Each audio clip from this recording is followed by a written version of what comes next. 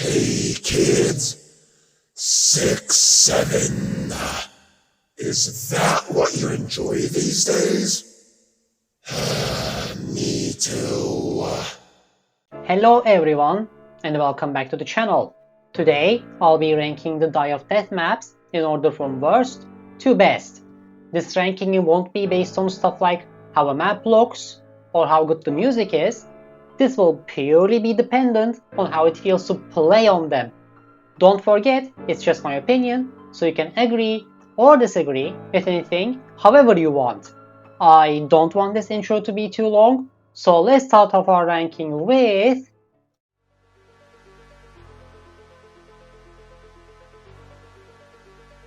I genuinely hate this map. It's one of my least favorite maps out of the mini ASIMs I've ever played. In context of Die of Death, I don't hate any other map as much as this one. Yeah, I still have complaints on other maps too, but I don't actively hate them like I do Teapot Paradise.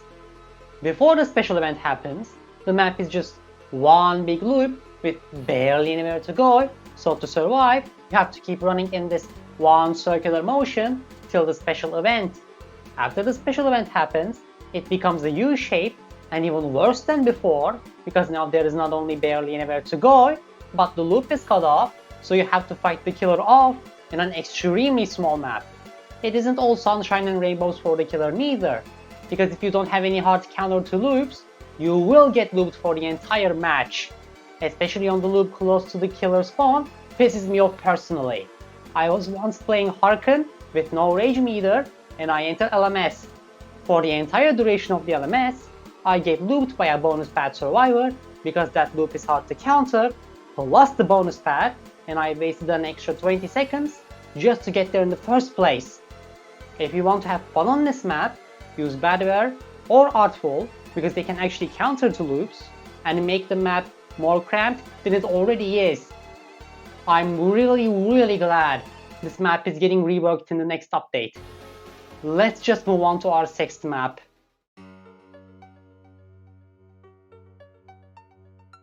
This map I don't dislike as much as Teapot Paradise, but still do anyway for similar reasons. It feels tiny with not that many places to go to, so you keep hanging around the same loops, preferably with a bonus pad, and run around till the end of the match.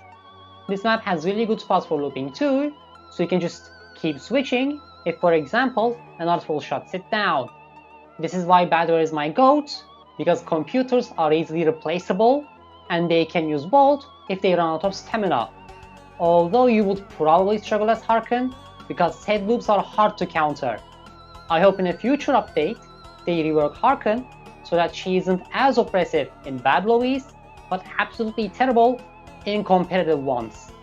On our fifth spot, we have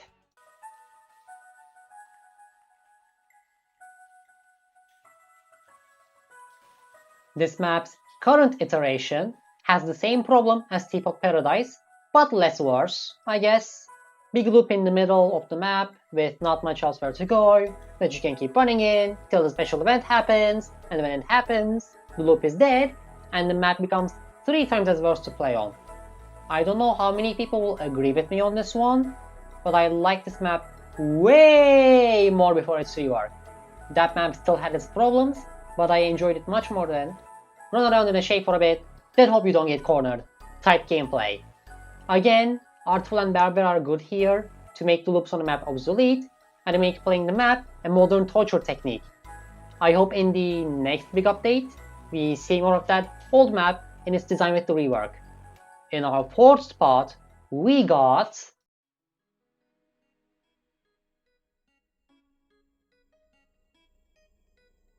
Baseplate is my favorite special event map out of the 3 we have in the game.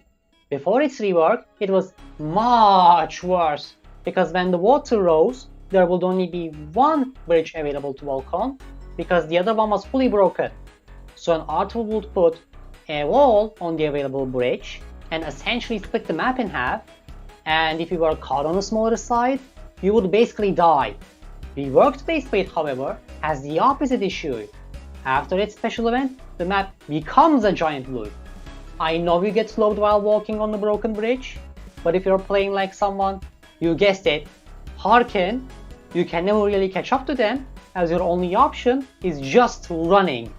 At least this map has places you can go to, so you don't get immediately crunched by a Badware or an Artful. I do wish its next rework will keep the water mechanic in one way or another without being so oppressive. Now, on our top 3, we first have... This is the most okay, map for me in the game.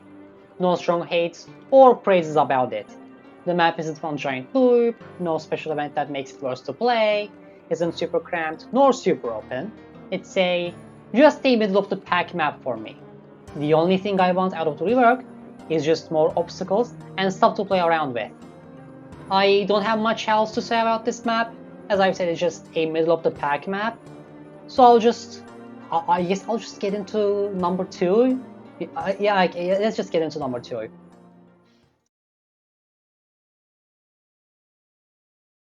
Now we are getting into the maps that I generally like. The HQ has gotten a lot of changes over its lifetime, and I find its current iteration the best. There's good, but not hard to counter loops on each building. There's places to go to like the garden areas. Since the map isn't so small, you can freely move around, although it isn't that big either. I think my only complaint with this map would be that there's way too many dead ends.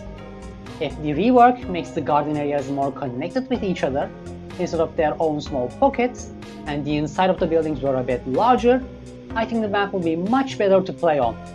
Other than that, I don't think I have any other big complaints. I don't have any other big complaints. Now, moving on to my absolute favorite map in Die of Death, we have... This is by far the map I love the most. It has everything I want from a Die of Death map. No huge loop, no special event, it's decently sized with places to go to, there's many twists and turns you can take, so an Artful can't just disable an entire map by putting a wall down. The aspect I think people don't talk about this map as much is that it has the best loops in the game design-wise. You need good pathing to be able to do them, since they aren't just an L shape. With enough skill expression, you can beat a majority of survivors that don't have bonus paths. But that's mostly because bonus path is a busted ability that needs to be mechanically reworked, as in its current state, it's easily a top 5 at worst ability.